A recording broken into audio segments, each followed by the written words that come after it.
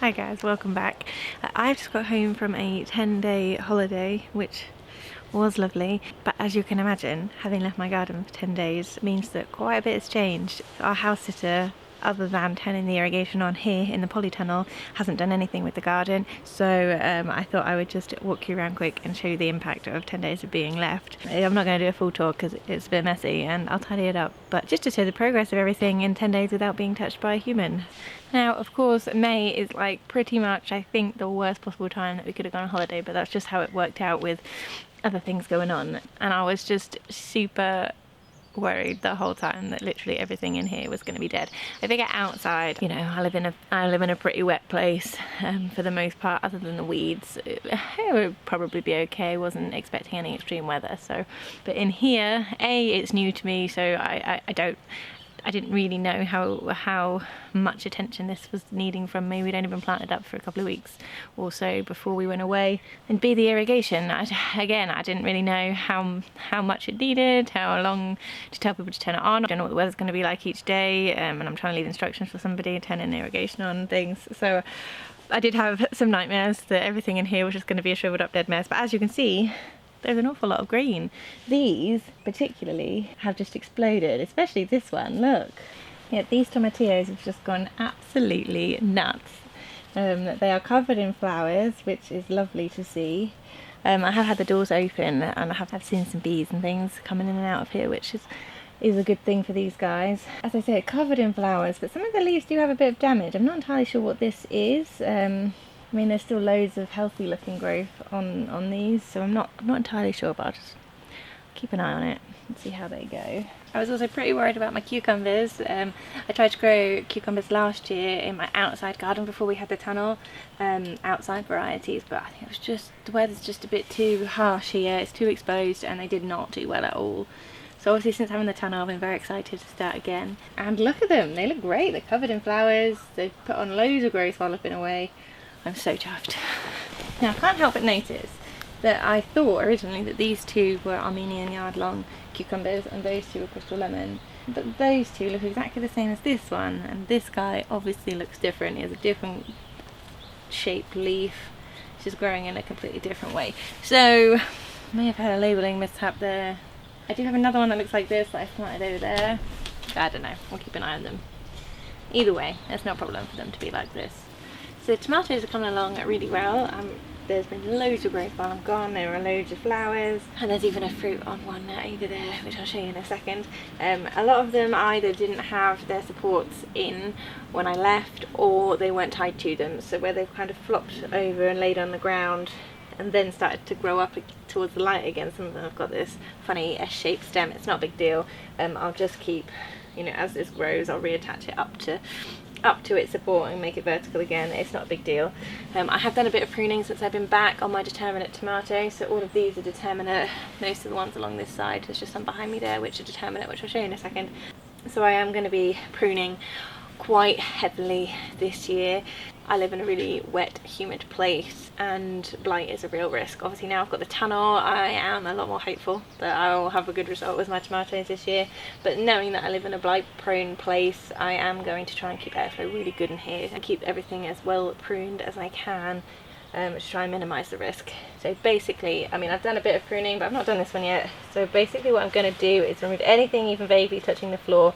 See, anything already touching the floor, but also these ones which are like growing downwards, particularly where they've got this funny shape where they were laying on the floor for a little bit.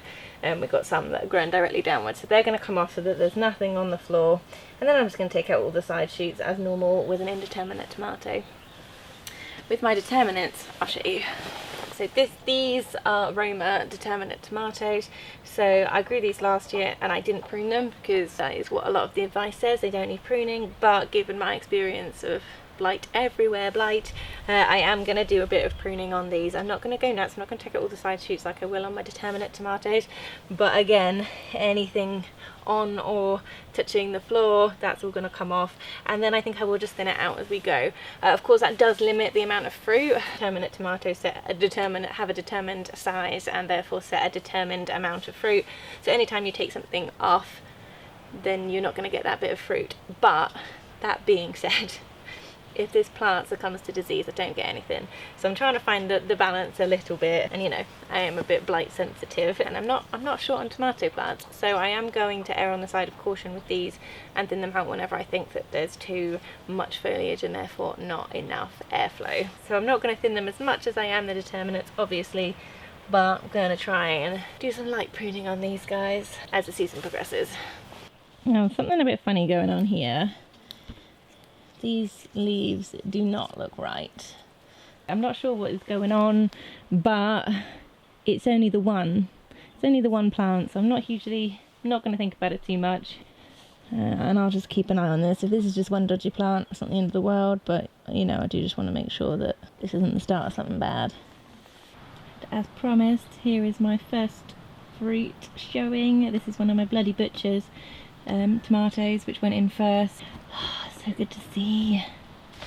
My pepper plants in here are looking good as well. They're definitely bushed out while I've been gone, and there's starting to be some flower buds on show there, so that's great. These are the biggest of what I've got, and these guys are the smallest. This was a case of I had them started, I thought they're probably a bit too small and it's a bit too late for anything to come of it, but I had them, so I wasn't going to not put them out. And knowing that I was leaving and knowing that I had irrigation in here, I thought there's no point in leaving them in small pots where they're just going to dry out and die.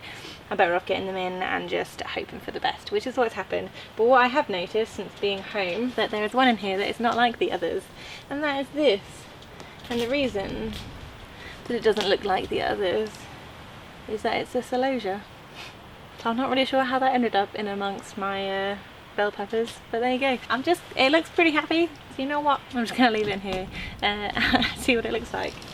I've got two types of basil in here. This here is Thai basil, and they're looking pretty fabulous. And over here, this is a Genovese basil, and again, looks pretty happy in here. I planted some of these outside and they do not look happy, so I'm glad to see they're doing well in here. So all in all, considering that I left this in the hands of someone with no interest in gardening, with just the instructions to open the doors and turn the irrigation on for a bit every day, I could not be happier with how this looks on my return. Other than a few wonky tomatoes, everything looks better than when I left it, so no complaints. There was a bit of weeds growing in on the edges in here. I did expect that. This is a new tunnel.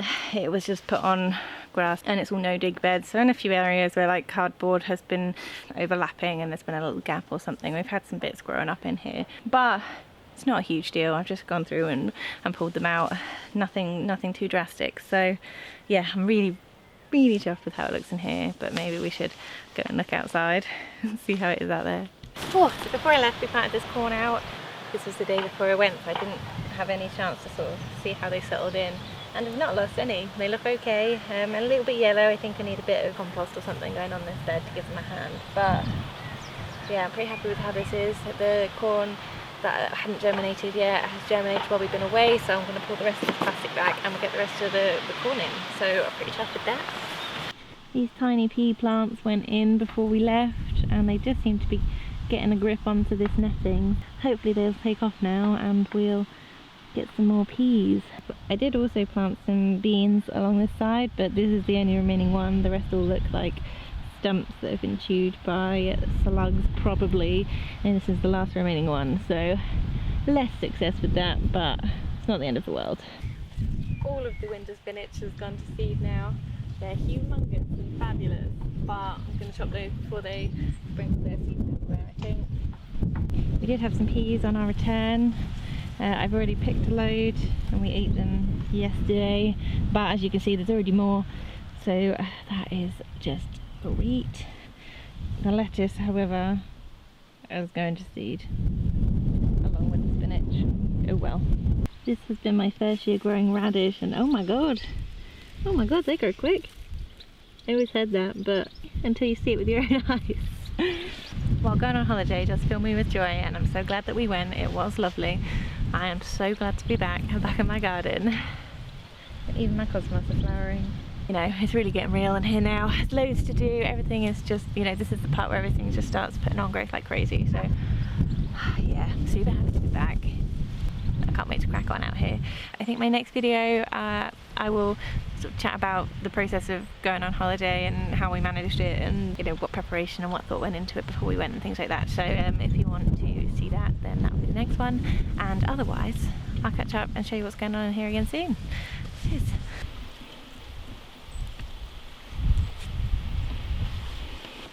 Oh, I've even got petunias. Oh, they're so pretty. Let's find a spot for those. Okay, I know I already said bye, but look at the size of these strawberry leaves. They're insane. These are so happy. Oh, so excited for strawberries.